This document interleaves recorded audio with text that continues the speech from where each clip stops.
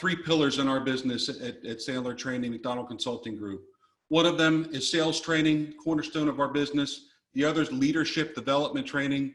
And the other one is organizational excellence, which really pulls everything together, if you will. Now, we are very pleased to have Dave Mattson with us today.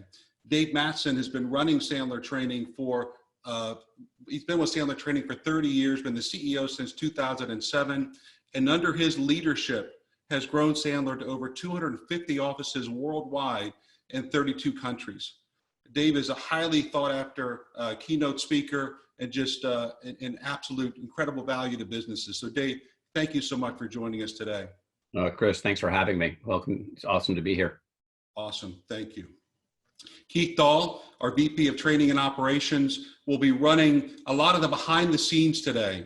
He'll be asking you to join us in chats, and we'll be asking for various feedback as we go through. So Keith, thank you for being here this morning as well. Good morning, everybody.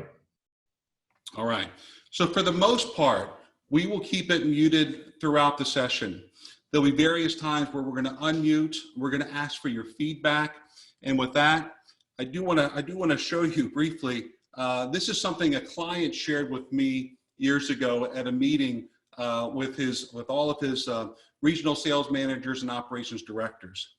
And in today's day and age, you look at the upper left and the bottom right. You think about how the customer explained something and what the customer really wanted.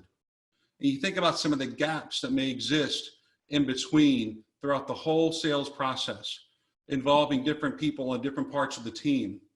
One of the things we'll talk about today, and Dave Mattson is going to go into great detail later, are blind spots in businesses.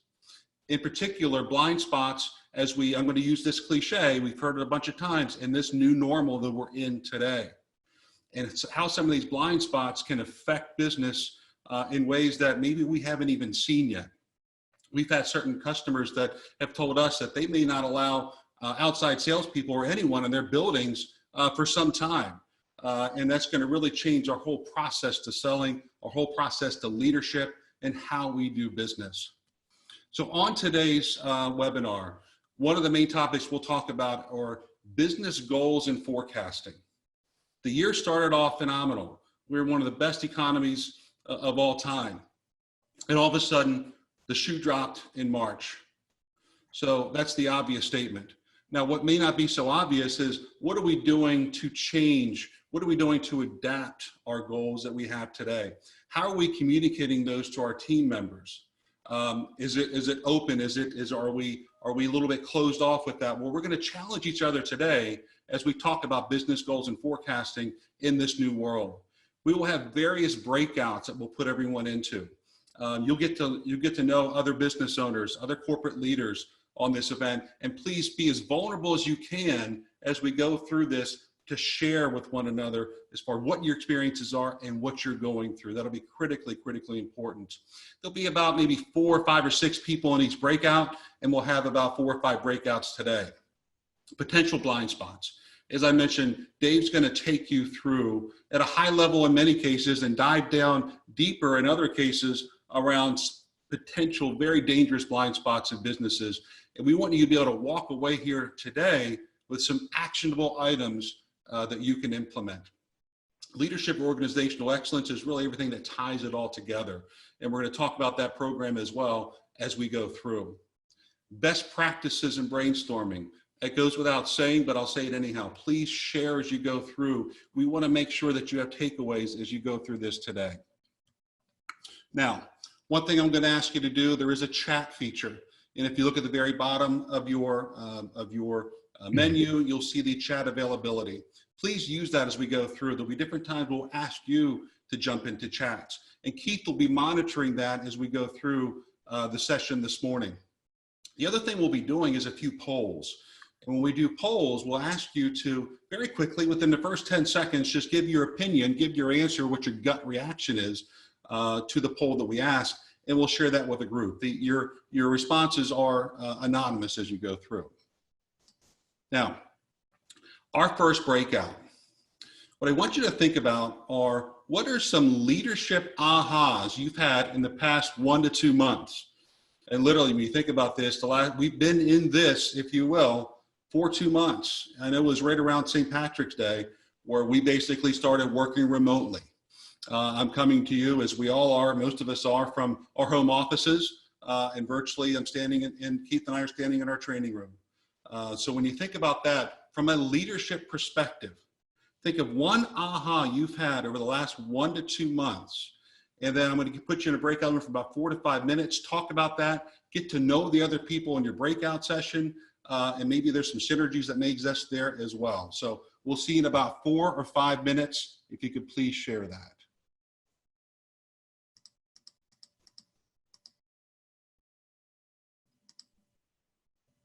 Go ahead and go. You'll click join the breakout. You'll be in your breakout. And then when I close it out, you'll be able to come back. Welcome back, everybody. So appreciate you sharing some ahas. What I'd like for you to do, please, if you have any ahas you want to put into the chat, we can share those later on. But I'm sure there's a wide variety of different experiences you obviously had as we've gone through this the last couple of months. Now, as we continue to set the stage, the obvious statement is all crisis is temporary, okay? With the horrific, obviously everything with 2001, September 11, 2001 to 2008 with obviously a very different, but similar to what's going on today. So many differences, obviously, because it's not from a worldwide perspective. I started this business 12 years ago this month. And from a standpoint of walking into a new business in May and June and getting things going, and all of a sudden, September, October, everything hitting in the financial markets, believe me, it was sometimes it was very, very challenging that challenged every single part of me in my comfort zones, without a doubt. So when you think about that, 2008, we lost about 5 trillion in values, home values, savings accounts, retirement funds. And it was obviously something that was temporary and very challenging to get through, without a doubt. But with that said, anytime there's a crisis, ask yourself these questions as far as your beliefs, what you believe. Has this crisis allowed you to work on your business instead of just in it? Have you been able to focus truly on what matters to your clients? Keith and I have heard so many different things, from really amazing stories from clients and centers of influence where they've used this opportunity to really take a closer look at their business. And the last bullet, have a stronger pressure tested team from a standpoint of accountability and really getting things done. And that's been something that have been some very strong beliefs. So test your beliefs against some of these. The other thing is behaviors. When you think about your behaviors, what has allowed you to get out of certain comfort zones? As leaders, sometimes we have head trash, but we can change or not change in our business. How has that affected you? And really what we'll talk about through the core of this session is, what are you doing that's different from your competition? One thing for sure, the playing field is level. Whether that's you're a large business or a small business, the perceived advantages and disadvantages, the playing field's level. And the big difference we can make is our behaviors when we choose to do something about it. Now, thinking about business momentum, what I want to ask you about right now from a standpoint of business momentum, I'm going to do a quick poll. I'm going to ask you to take about 10 seconds, again, and honestly put your response in, to think about where your business is going right now. So when you think about business momentum,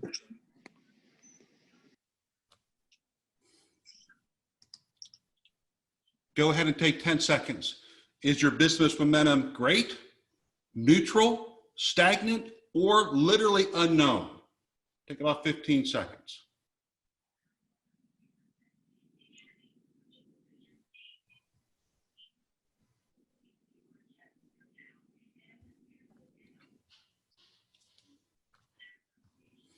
About 5 more seconds.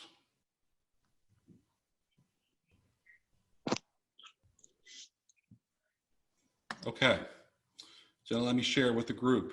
Love this. You all should be able to see the poll right now. 47% said it's great from the momentum standpoint, where our mindset is, where our attitude is as far as moving our business forward. About 40% neutral, some stagnant, and really it's some unknown. because of what's going on right now in our environments. We all have different industries that we work in. Thank you for sharing that as we go through. Now, I'm going to ask you to think about this from a business momentum perspective. And I'm going to combine this breakout with another breakout we're going to do on forecasting in just a little bit. And this will help you think about that from a standpoint of where your current clients are today. Some of you have been exposed to this in the past as a client of ours, and maybe you've seen it. Others may have not have seen this in the past. We believe in caring for our clients. What I mean by that is a care account mapping process. And there's 4 distinct attributes and 4 distinct buckets to really put accounts into. And those accounts, as you think about that, if you want to write these down, keep, attain, recapture, and expand. Let me just take a minute to explain what these are. From an account segmentation standpoint, keep means your current clients that are your bread and butter, your clients that have been with you for many years perhaps. There's not a lot of growth opportunity within these clients, but they're always steady. They're great to work with, great relationships, but you're probably not going to grow those accounts too much. Your attained clients are the folks that don't know they should love you yet. They're new prospects.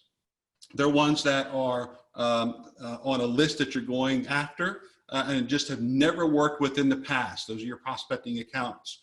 From a business perspective, the R is recapture. Those are the clients that you used to work with that for whatever reason have either gone to the competition or doing what you used to do for them internally or whatever the difference is. The point is, it's been a couple of years perhaps that since you've worked with them, and is there a plan to get them back? Lastly, expand. And when you think about expand, those are your current clients that have a tremendous opportunity for growth. Maybe they're expanding into other areas, expanding their geography, whatever the case may be. But those are the accounts that you really want to think about where you're spending your time. As you think about your business, however your business is structured, there's no doubt that there's a certain bucket, if you will, where you're consciously or unconsciously spending time, where your sales team is spending time. And when you think about that, what I want you to think about right now, I want to do a quick poll as to where you think the most focus right now is with your current accounts. So what I want you to think about with this poll is where's your team? And your team could be you individually, your team could be a large sales team, spending most of their time. Go ahead and take about 20 seconds and put your response on the poll.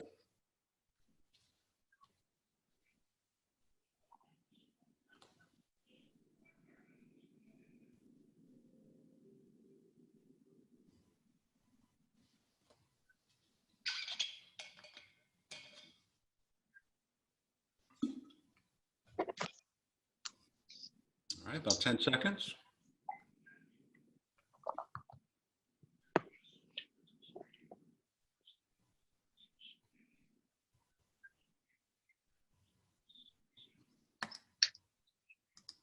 Okay, it looks like the majority is spending their time right now on expand accounts, current customers that have tremendous opportunity for growth, about 30% on keep. The lowest amount is on attain. You think about that from the perspective of right now, and when you get into your breakouts in just a little bit, and I'd want you to talk about that, is why between attain and recapture, they might be the lowest. Think about the ones that you've used to work with. What is your plan to, from a marketing and sales perspective, to re-engage with them? And from a new business perspective, there's been a lot of different theories right now in this current market as far as what is our approach for new business? Do we want to expand our business to new customers? Some are afraid they're looking like insincere if they're doing that. But obviously it's an ethical responsibility to sell and sell the right way. No one liked a hard sell in the past. No one likes a hard sell today. Excellent. Thank you so much for sharing that. I'm going to ask you to talk about that again when we go into our breakout. Now, From a standpoint of business forecasting, again, we started the year off with an economy that was flying high. You had your business plan. You had your annual plan for your business. That plan was either filtered down throughout the organization, so everyone in the organization knew what that plan was, or maybe people knew, your team knew bits and pieces of it, whatever the case may be. Come middle of March, there's obviously major adjustments, and major adjustments as far as furloughs in many cases, layoffs. Some are expanding like crazy. We have a good friend of mine who's a Sandler owner in Oklahoma City. One of his clients is Dell. And they said at Dell, obviously with personal computers, they deal with a direct office out in Oklahoma. And they said they are going absolutely nuts right now. So again, it depends on many times on what the industry is and what our attitudes are behind that.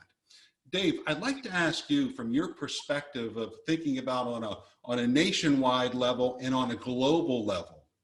What are you seeing when it comes to businesses, large or small, from a forecasting perspective? What are they changing? How are they doing that? And what does that look like in your eyes? Well, what I've seen is I think you've got two groups of people. One are just trying to hold on to whatever their current reality is. The other group is trying to say, okay, we get this, we understand it, we may not like it, but let's pivot to what's next, right? So they're going to end up doing about 40 to 45% more activity to get to where they are. I think that the sales group is under the impression that, hey, we're probably going to get out of jail card free for the year because we've had a bad time. Senior leadership, not so much. We're like, hey, we get it, but we're going to have to hit those numbers, especially those that are owned by PE firms.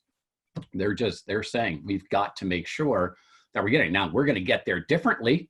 You know, we may have to do different types of products and services, but I think most have adjusted for the quarter and are a little hesitant for adjusting for the year at this point, Chris. Gotcha. Yeah, and so they're thinking about it in more of short-term sprints, if you will, 90 days versus that whole year. That's right. Okay. That's right. Do you think that's going to be something that's going to be more the norm going forward, or too early to tell? I think it's probably going to be too early to tell. But I can just say from our perspective, we still expect to hit the numbers, even with the growth that we've had in the past. Now, is it going to be harder? Yes. But to your last poll, we've spent the majority of our time. We have a group that's doing the keeps. We have spent a lot of time in expand and recapture. And so that is extremely been very successful for us. And I think that's where people are starting to now focus in different areas. I think with the challenge is, Chris, when we spend too much time on the keeps, even though they're super important, your forecast is going farther and farther away out of hand because, you know, there's some guilt inside. Most people say, well, can I actually talk about business? Is it proper? Am I being disrespectful? You know, because they don't bridge for that conversation to, hey, let's talk a little bit about business. And I think now people are getting back to the point where they say it's okay to do that. I think there was a lot of question ahead of that.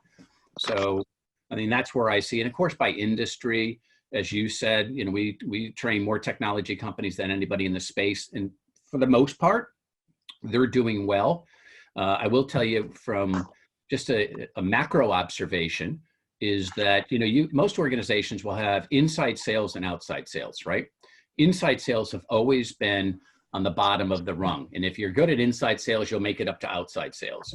Well, really what's going on at the higher levels in leadership in the organizations that I'm working with is the scientific approach that inside sales has been taking is now being really looked at because outside sales have been doing it for so long, maybe a little loosey-goosey, maybe it's an art form, whereas inside sales has been very scientific, very regimented, and that's the way it's going to be in the future. And they're making this particular time period to switch and say, we've got to have everybody with that same, you know, that same regimen, that same scientific approach, or we're not going to hit our numbers, because that's really what's also popped out, Chris. Excellent points, Dave. And to that point, what Dave just mentioned as far as the inside sales and outside sales and what those processes are, as we put you into a breakout, and I switched up the breakouts a little bit so you can get to meet other people. Please talk about that in your business, thinking from a perspective of what is your process right now to grow the business? What is, from a business forecasting and attaining new customers, what does that look like? What needs to shift? Be as vulnerable as you can. Share what you're doing in your world as far as forecasting this year, and we'll see you back in about 6 or 7 minutes. Okay, welcome back, everybody.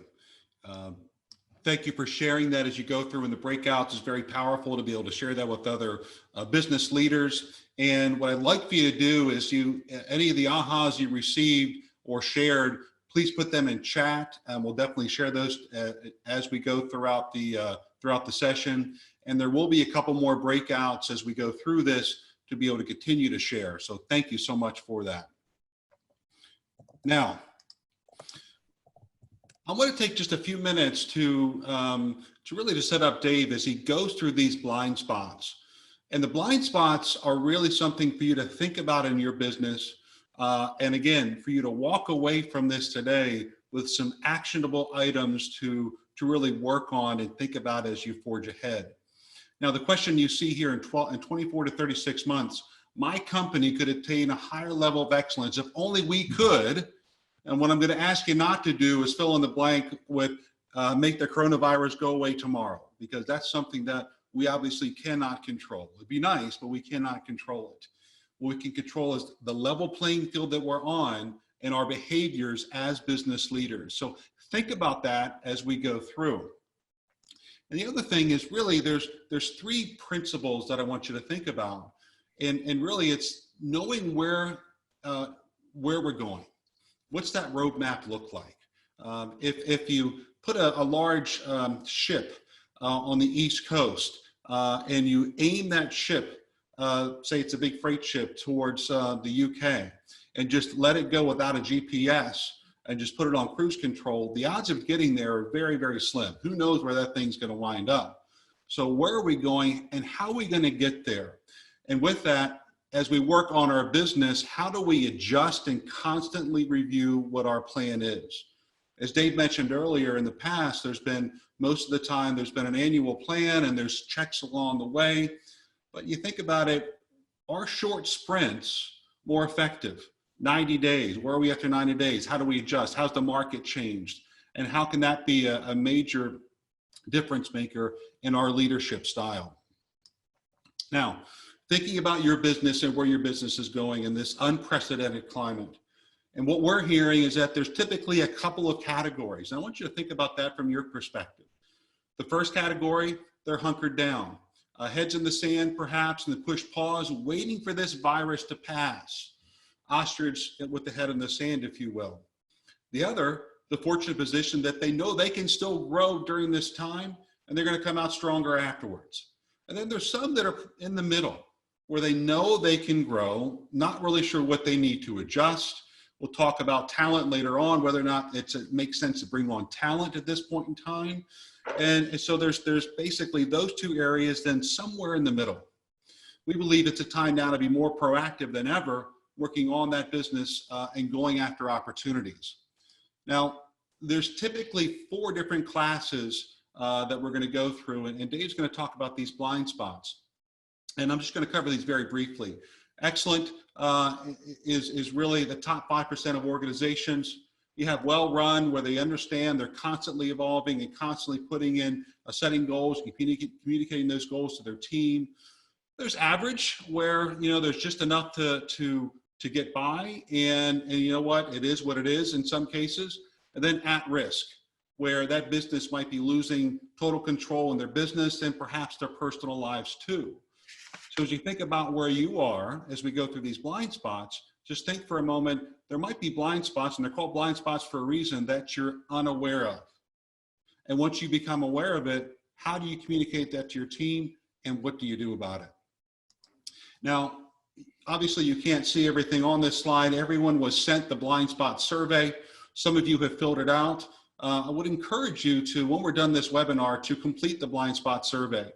And that survey is really something for you to take a deeper look at, so you can understand really where you view your company.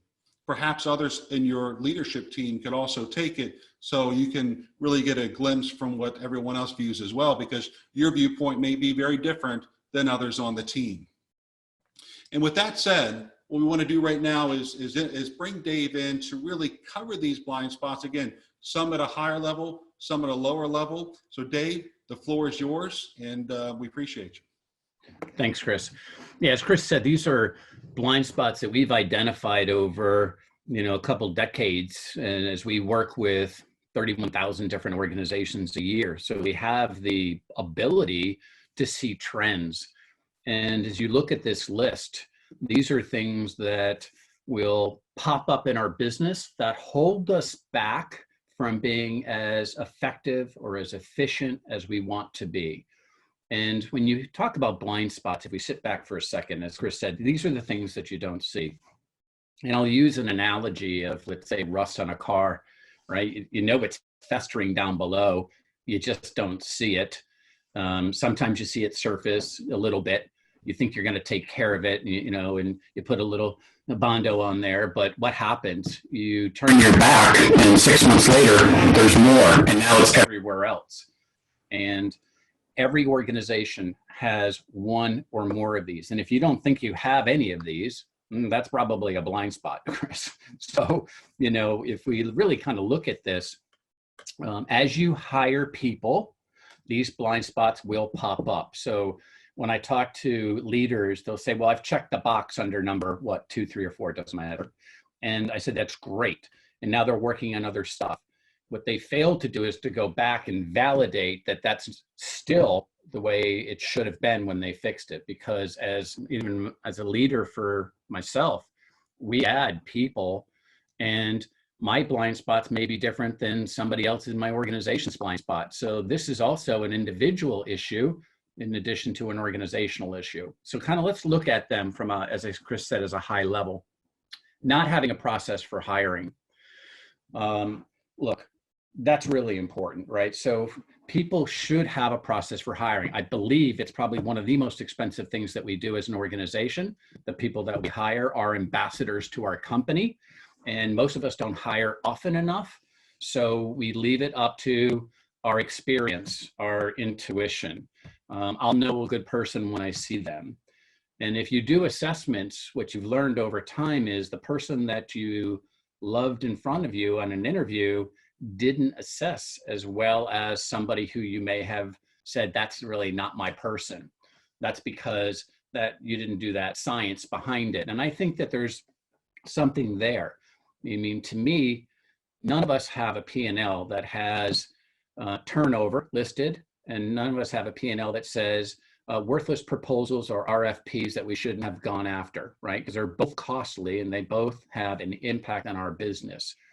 I think there's 3 big things that you should look at here.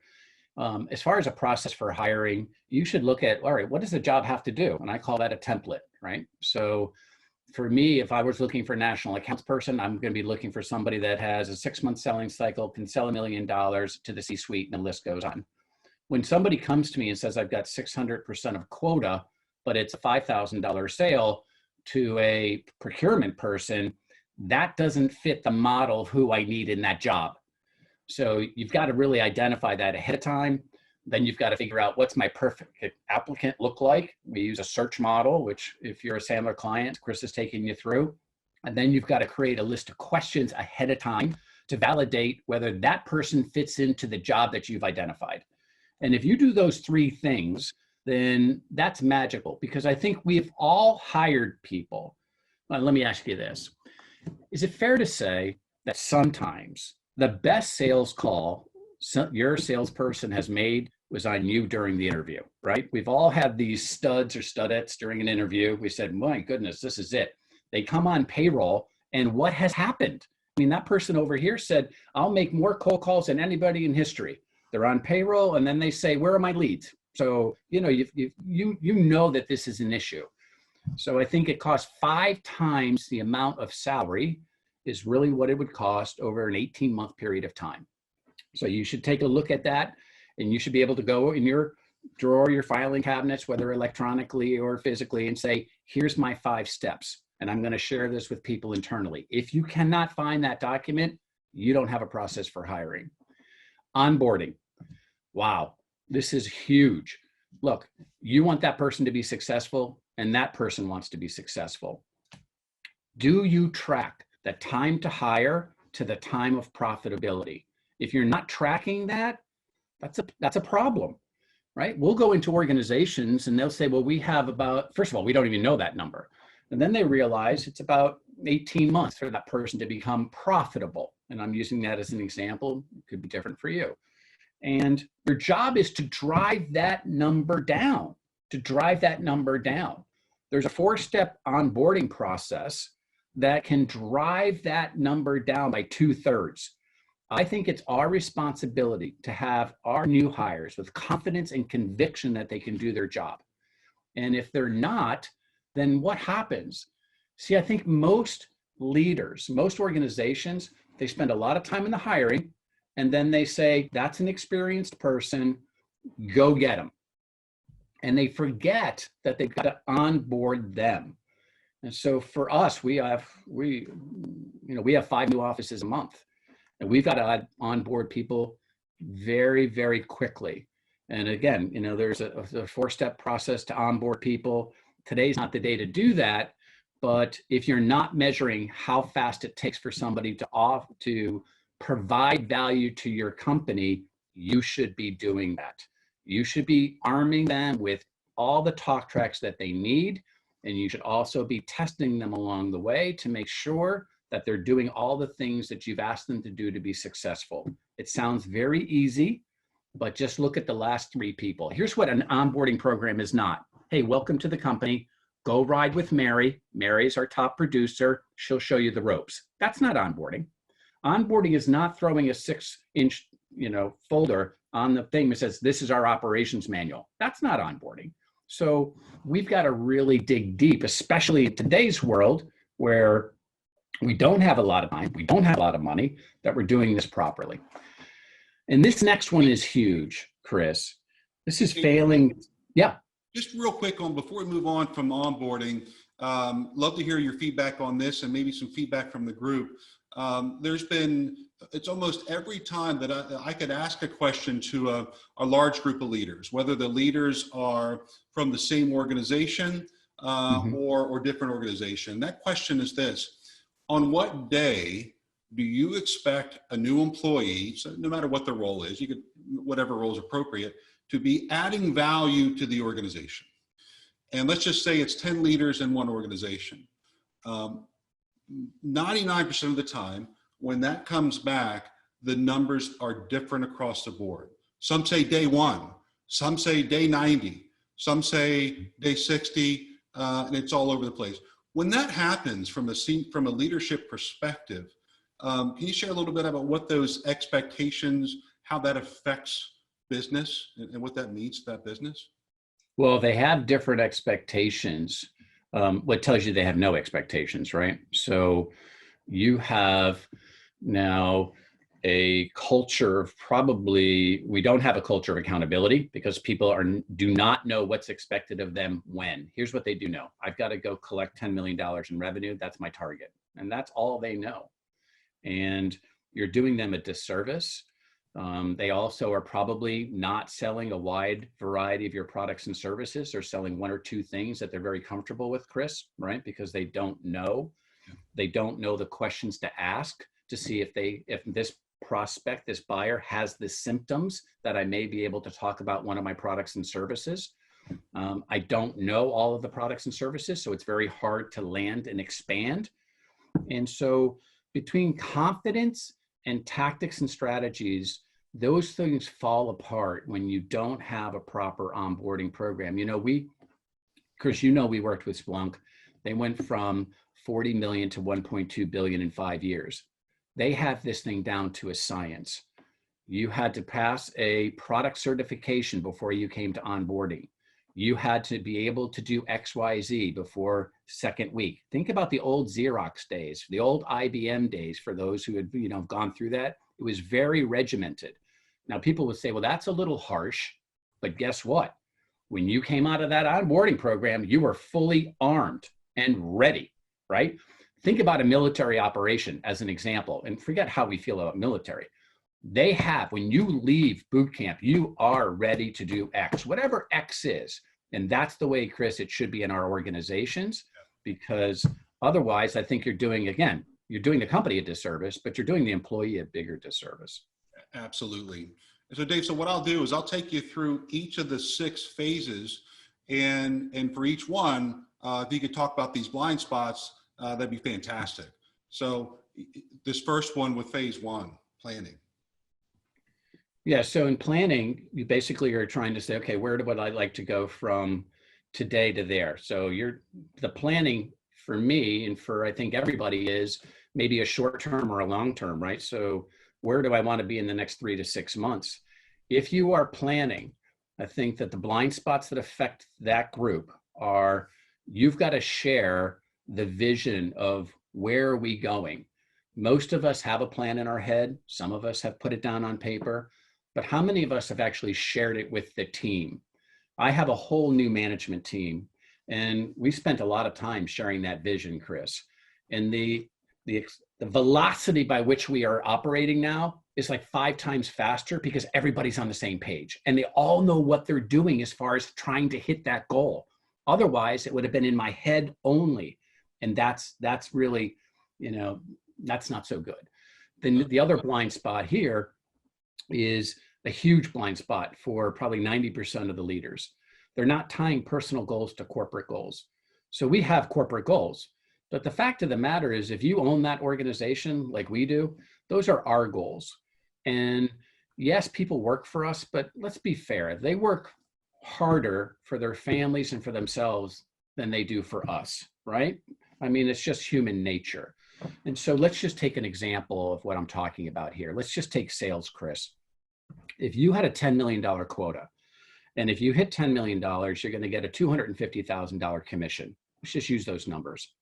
Now, as a leader, you're going to say, let's go get that 10 million. Let's go get that 10 million. They may or may not believe that that's doable. And you're going to help them get there. That's great. But what's going to motivate them to take that one more call in the middle of the summer, or not to leave an hour early on a Friday, or to do those uncomfortable things that happen, right? What's going to do it? Well, here's how you tie those. You could say, with the $250,000 that you are going to make in commissions, out of curiosity, Chris, what would you do with that money? And you'll hear things like, well, I'd like to pay for some weddings. I've got kids. I'd like to pay for some college education. Certainly maybe would like a vacation home.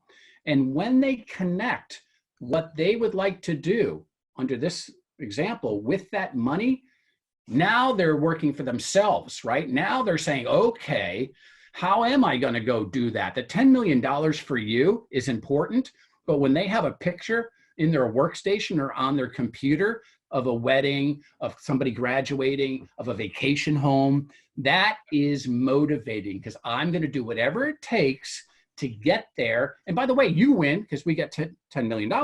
I win because I got the 250, and that's super important to me and my family. And that's really, those 2 blind spots right there, Chris, are super important. Excellent point. And to that point with sales, I mean, the same would apply in accounting, procurement, engineering, finance. No matter what the role is in an organization, tying those personal goals into their performance and all the plan is absolutely key. Absolutely key. So the next one, positions. And the blind spots around positions, you started talking about this earlier. Anything else to add to that, Dave? As far as the blind spots, no, I just think you should always be in recruiting mode. I mean, most of us are trying to figure out how we can hit our payroll, and I get that. But ask yourself this, Chris, if you look at the employees in your company, could you name who would replace them if they leave? Right. And I can tell you, everyone in our company, within hours, who would take their spot. Why is that? It's not mean.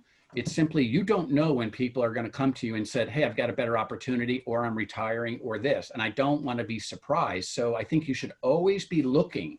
You should always be looking to say, okay, where could I use that person?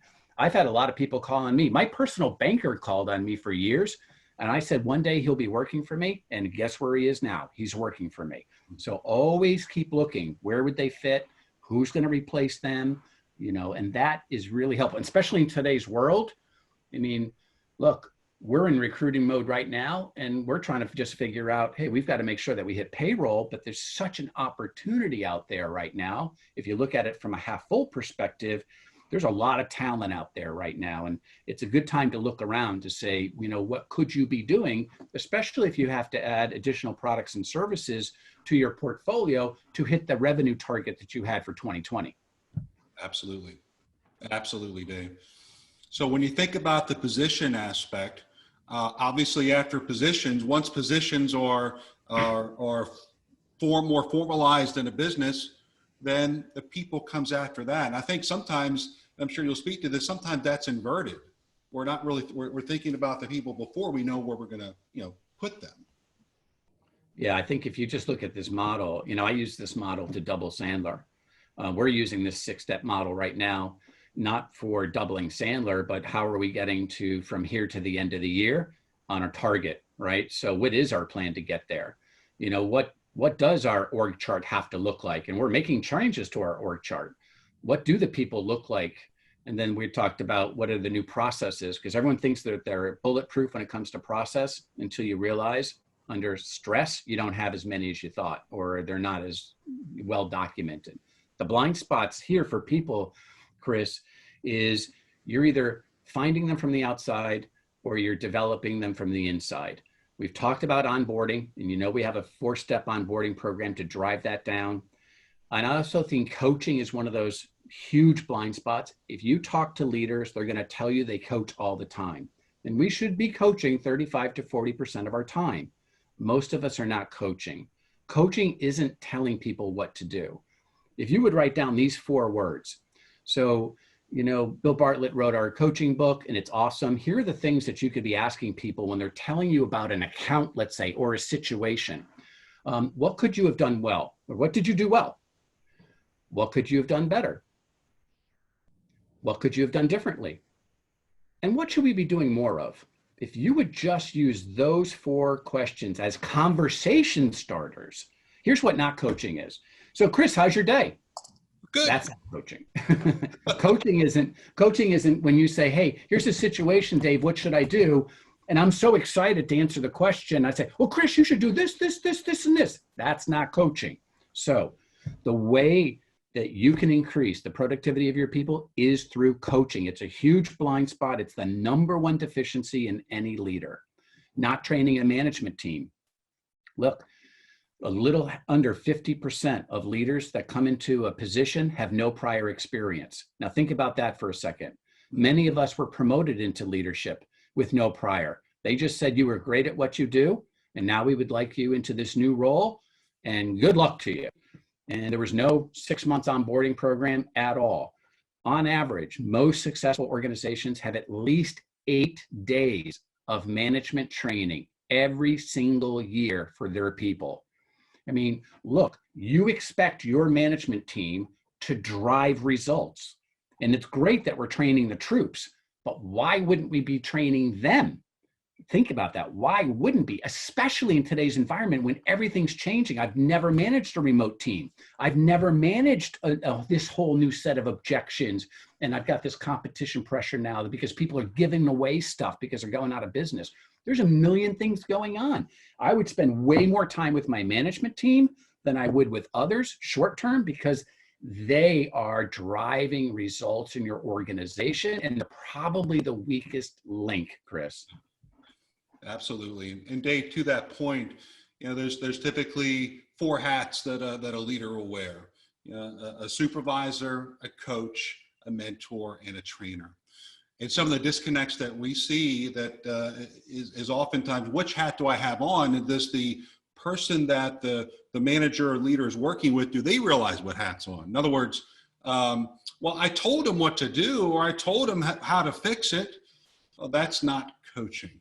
That might be more that supervisory, let's get it done hat. So there's a disconnect there. And then of course, there's the mentoring and training. So it's, do both parties, the team member and the leader, know what's going on and what's expected of each other? I think that's really where you're going there. Yeah. And I think, unfortunately people, if you weren't coached, Chris, before you became a leader, it's really hard for you to become a great coach because you kind of replicate what you're accustomed to doing unless there's a new reality, right? Absolutely. So, I survived without coaching, so therefore other people can as well. And that's a huge disconnect. Also walk to school backwards uphill in the snow, right? Back in the day. Exactly. Okay. Exactly. And All right. it's a time compression. Let's be honest. Most leaders will tell you that's great, but I don't have time for that. Yeah. And I think leaders, we gauge time on how much investment of time we have to do on certain things, but we never track how much time it takes us to clean up our mess, right? Yeah, absolutely. So, If you could speak to this a little bit on the willing and able. well, this chart here, I think you should look at every person in your organization and just think about, are they willing and able? Because, and both are super important. I could have somebody that is able but unwilling. Well, okay, why is that? Are they in the comfort zone? They're not doing all the stuff that they're supposed to be doing.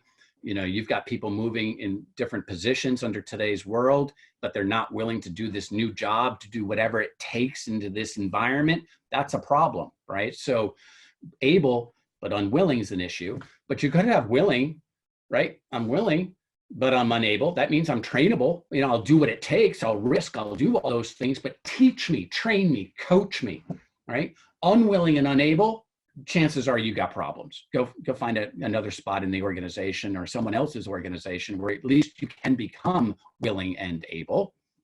So, I place all of our people in this, and I think our job is to get people up to the willing and able.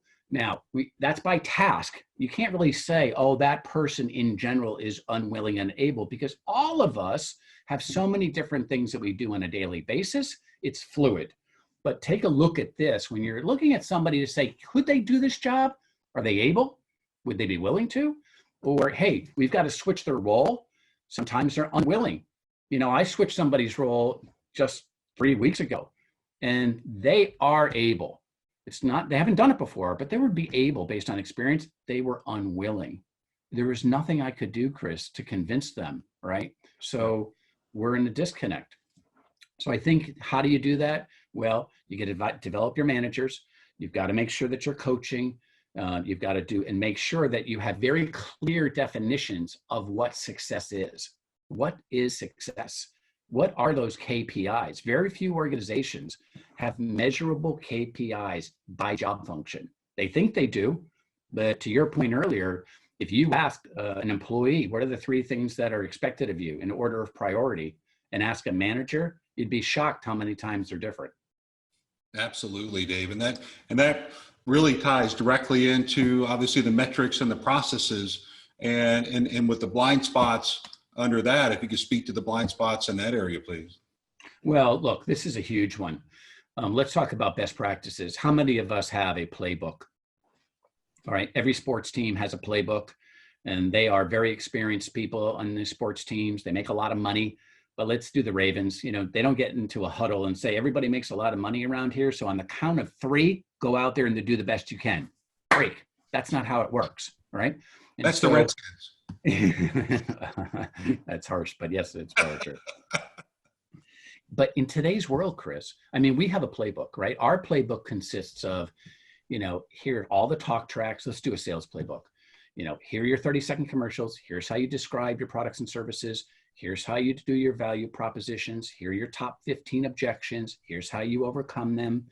And we, twice a week as a team, are redoing our playbook. Why? Because there's a whole new set of experiences going on. And so our playbook is, let's do the 30-second commercial.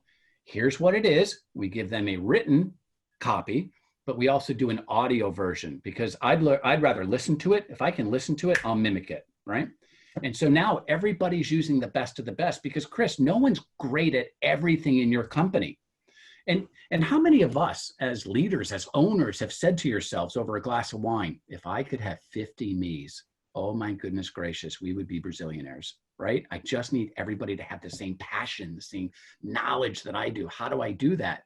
Well, the way to replicate yourself, the way to make sure tribal knowledge doesn't walk out the door, is to create a playbook. Not common language. Look, This is if I were to ask the group, are salespeople born or are they made? I would hope that we would get to the point where we're saying we're made, right? I mean, I came from a house of teachers. I'm pretty sure when I came into the world as the firstborn, my parents didn't look at each other and say, oh my goodness gracious, we have a salesperson in our family. How have we failed? What have we done, right? This is our payback. What has happened?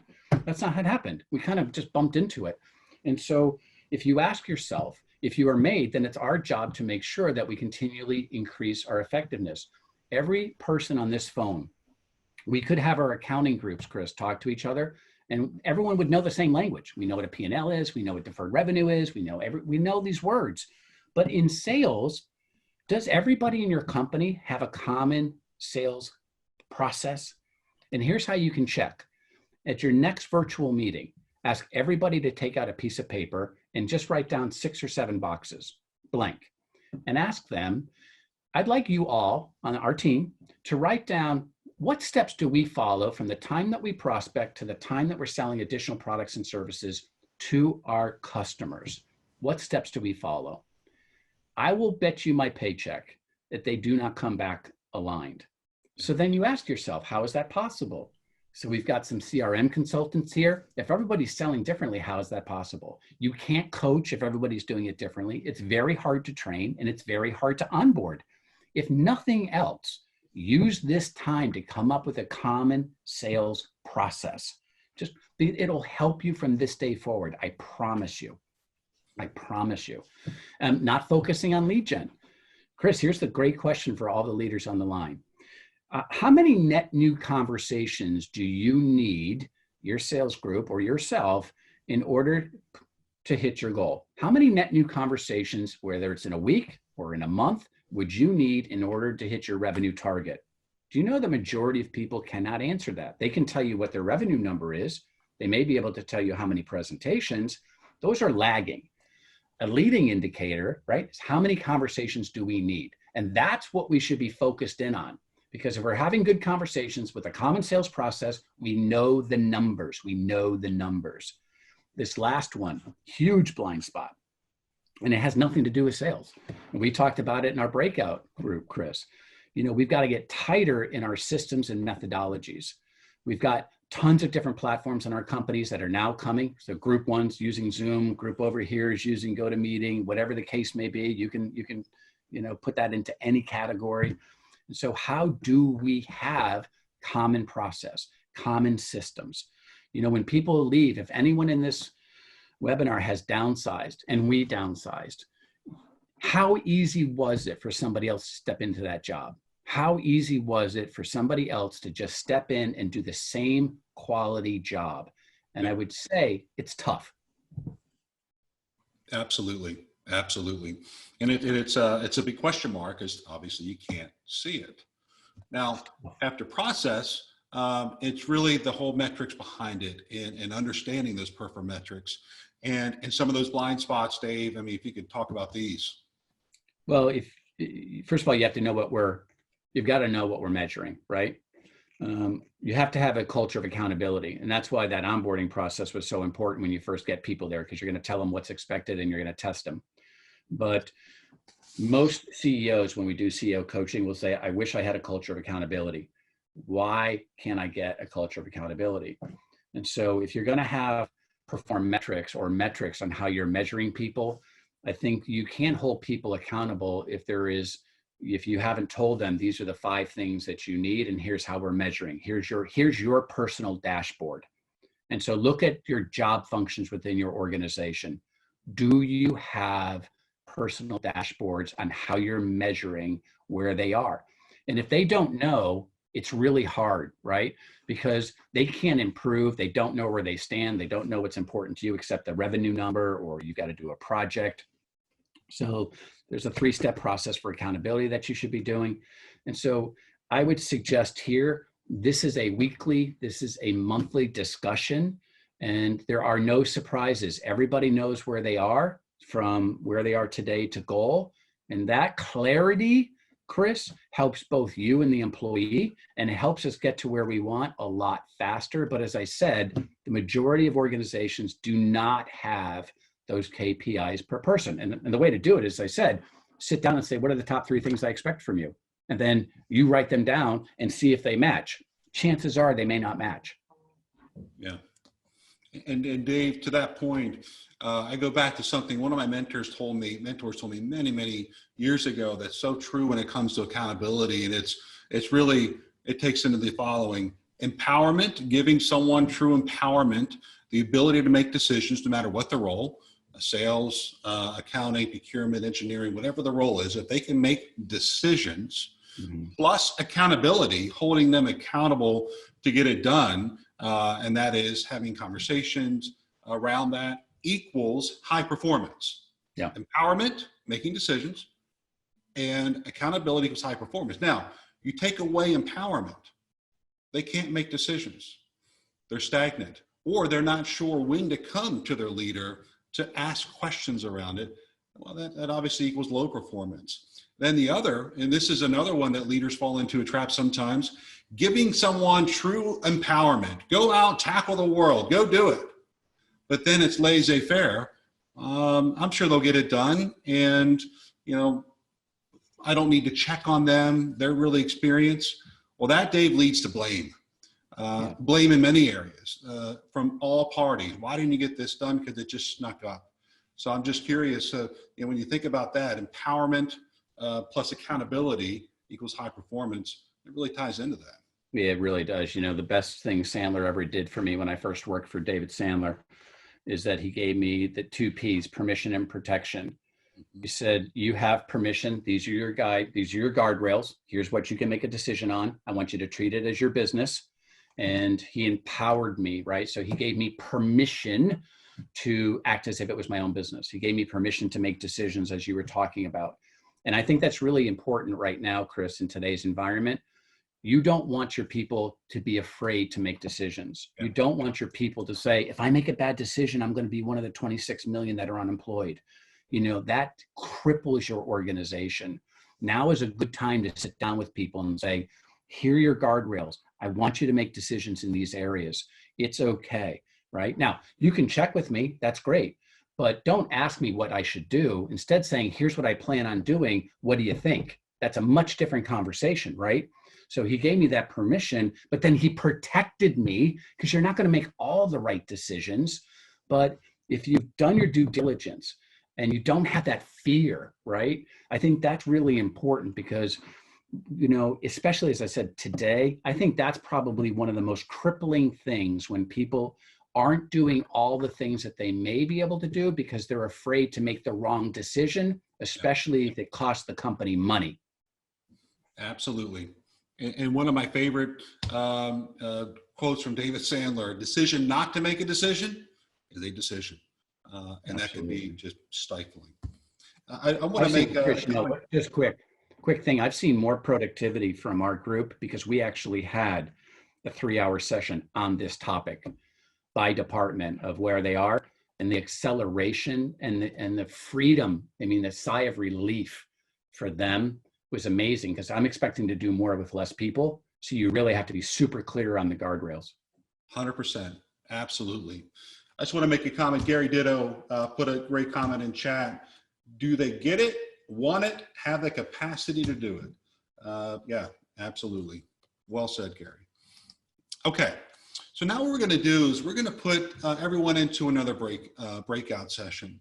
And in this breakout session, thinking about what we've talked about over the last just over an hour and 45 minutes or hour and 15 minutes, I want you to think about, what is your view on adding talent to your team right now? Now, we'll do a quick poll to get us started. So I want you to think about this from a standpoint of adding talent.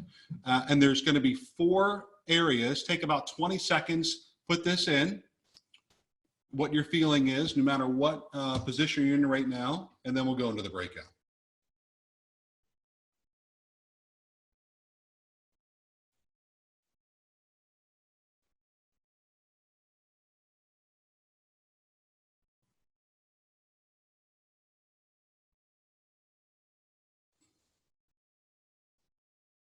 About 5 more seconds. Go ahead and pick.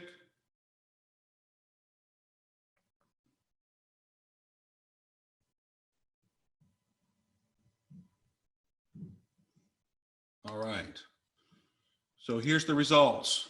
Right now we have a couple that are no way, not now, no way, no how.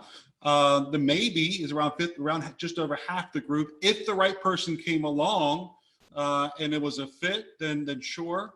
About 34% are actively looking to hire right now. That's great. And just a small amount, just me, no need.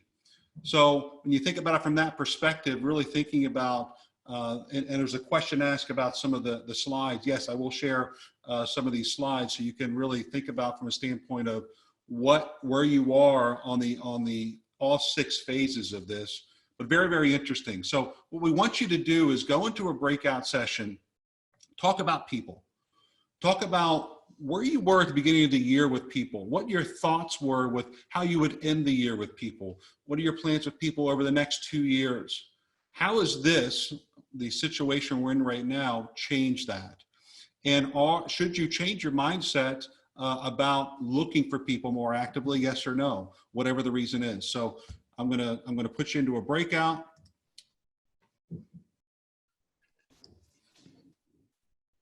A new breakout. And go ahead and share. If you haven't met the other people in the breakout, please introduce yourself. Talk about adding talent to your team. Where are you right now? All right, welcome back, everybody. Thank you for sharing that. Of course, any ahas you had from talking about talent, please share that in the chat. Again, appreciate the discussion. Now, from that standpoint, Dave, the last part, number 6, is passion. And can you talk to the group a little bit about how you view passion and what that means? Yeah. What comes to mind is, right, we're jumping up and down as a cheerleader. That's not what this is. Passion is just keeping it going. Think about any of the things that we've rolled out in an organization. Are they actually things that are continued on, or are they under the "and this too shall pass" category? When I walk into an organization and I hear, "Hey, what's going on over here?" "Oh, that's Operation Delta, Chris." Uh-oh, Operation Delta. That means there's a start and finish. This isn't a circle. Why? Because you should keep doing this. I've done those 6 steps 4 separate times with our company, and for different reasons. One was to scale, right? We just did it now to retool, so we make sure that we're thriving and not just surviving. But it is to keep it going. It is to make sure that you continue that process and you over communicate, right? Think about all the communication that has to happen right now from leaders. So I think people think I'm going to send out an email and that'll be the end of it. I'll tell you what, and you know this, Chris, we send out videos every week to our field. Here are the updates. We have audios.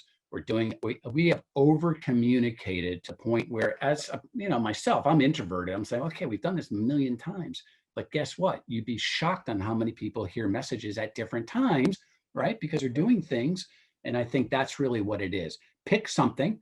Caitlin said on our breakout, her partner says, well, it may not be the best thing, but we're all doing it. And that's good. Just do something, and keep it going. Absolutely. Absolutely. And with that, when you talk about acceleration, that really ties into that. Yeah, well, absolutely. You should be tracking everything, right? You should be knowing it is. For me, we have steps along the way that we're continually tracking. And you would be amazed once you have process, once you have metrics, once you make sure everybody understands and you do coach properly, you do onboard properly, things get faster and faster and faster. And the first time that I did it, I thought we were bulletproof on process. I was just disgustingly shocked that we didn't have as much process as we did. And it was painful and it took months. Now it's faster and it gets better and it gets better. And that's one of the benefits of knowing that you're on track, And again, Chris, the big thing with all leaders, time compression. I don't have time. But as I said earlier, if you could do things quicker, faster, more effective, more efficiently, wouldn't you spend the time to do it right the first time? And that's really what this whole thing's about. Absolutely. And it's wrapped up in 24 steps, as you mentioned. Well, it really is. This is a roadmap. This is a playbook for any leader, this is a playbook to get from point A to point B. Point A to point B could be a 1-year plan, 6-year plan. It's super personal because it's your business, it's your department. But right now we're doing this as we speak, and for us, it's a 6-month plan. We're going to, I've added more, positions in our organization. I've coached and trained people into new positions, and everything's accelerated right now. That doesn't mean you have to spend 11 years planning, right? Right. That just means, hey, let's get a roadmap. Let's get some benchmarks. Let's get everybody involved and make it not a me plan. Let's make it a we plan, and then give people those guardrails, as you talked about, empower them to implement the plan. And then we're off and running. And your job should be working on the business, not in the business. And that's the other, I think, tough thing that we fall into when things are this way. We just jump into do mode, Chris. Yeah. And no one knows how to do it better than we do. And I get that. But you really do have to make sure that you've got all the things that we've talked about. So people are doing it on your behalf, and you get to play air traffic control and then jump in when necessary versus playing, Hercules, right? Superwoman or Superman. It's just, it's not sustainable. Absolutely. And Dave, to that point, as we begin, we have about 10 more minutes. We're going to do one last breakout. And then when we come back, I'm going to put something out to the group. I have 10 Road to Excellent books that Dave Mattson wrote. And Dave's an excellent, awesome author. And it really covers these six P's in this whole process. So I'm going to send 10 books to whoever wants to share some lessons learned. I'll put them in the mail to you. And so with that, what we want you to do is for our last breakout, and I'm going to switch it up a little bit. I want you to think about and just please share one takeaway for you today. Maybe one thing that you thought about differently about your business, something you might want to talk about with your leadership team or with others in your organization. So take about 7 or 8 minutes. We'll come back, we'll close out as a group, and we'll share some best practices in the chat. And then again, I'll set up the stage for those 10 free books that I'm going to send out. So one takeaway from today, let me recreate the rooms. All right, welcome back, everybody. Thank you so much for sharing that. Again, anything you want to share in the chat, please feel free to do. I'm going to take about 5 minutes and just get ready to close out everything for today. And when you think about what we've done this morning, first of all, I just want to say thank you to everyone for joining, number one. I've had this business, like I said, for 12 years. Keith has been on board for 9 of those years. And I want to do a personal shout out to Dave Mattson. Because I got to tell you, over the last 12 years, spending 20 years in the corporate world and then starting this business 12 years ago, I really think about where we are right now on May 14th and going back 2 months. I think all of us can really resonate with the fact that we're pretty focused on the news, on whatever's happening with the coronavirus. And while it was pretty easy for a little bit of time there just to kind of get our heads really wrapped around this pandemic. Well, as far as plans and goals and values, I can speak for Sandler Training. I know today from 12 to 2, we're having a town call, or Dave's having a town hall with all the Sandler franchises and all the employees worldwide to give us updates on what the plan is and what the vision is and the side of all of this. So Dave, thank you for that. That goes such a long way, and it helps us drive our businesses effectively. So thank you. Well, Chris, listen, again, it's been great to be here with all of the offices around the country, and people may not know this, but you're certainly one of our top offices around the world. So you guys do a fantastic job. As you know, I've been in the breakout rooms, your clients are raving. So thank you for representing us at the level that you do. Awesome. Thank you so much, Dave. Really, really appreciate it. And we thank all of you for joining us. And as an added bonus, if you will, the first 10 to send your takeaways to me at that email address. Just send any kind of takeaway, a lesson learned, something you want to put in place. We will take a Road to Excellence book, put it in the mail, and send it to you. Our hope is that very soon we can all see each other physically again soon, and just really look forward to that. In the meantime, please be safe, be healthy, and good selling. Thank you all very, very much. Have a great day. Talk soon. Thanks, Chris. Thanks, everybody. Bye, everybody. Everybody. Thanks, guys. See you guys. Bye, thank you. Thank you. Thank you.